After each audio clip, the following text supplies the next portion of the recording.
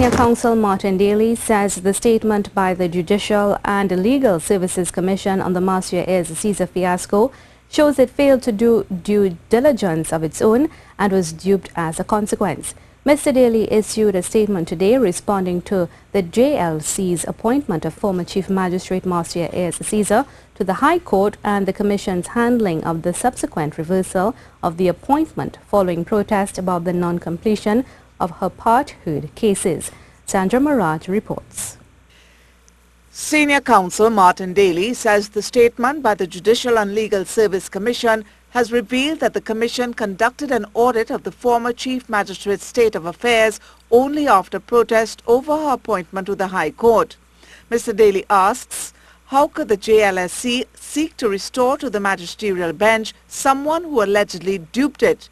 The senior counsel says the JLSC's statement evades issues that arose out of its decision.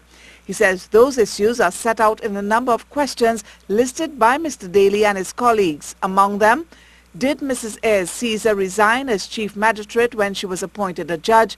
Has she been restored as Chief Magistrate or an ordinary magistrate? And what is the legal basis or framework upon which the JLSC acted in effecting such restoration or return to the magistracy? They also want to know, having regard to Mrs. Ayers-Caesar's admission in her letter of resignation that she failed to fully disclose the state of her part-heard matters to the JLSC, did the Commission consider how this would impact on the issue of fitness for office and public confidence in the administration of justice? And was any promise or inducement made to Mrs. Ayers-Caesar that once she concluded her part-heard matters at the magisterial level, she would once again be reappointed to the High Court? If not, what is to be her position upon the conclusion of those matters? Mr. Daly says it's time for these members to do the honorable thing on account of their grievous failures and their initial attempt to bully right-thinking persons into silence. Sandra Maraj, C News.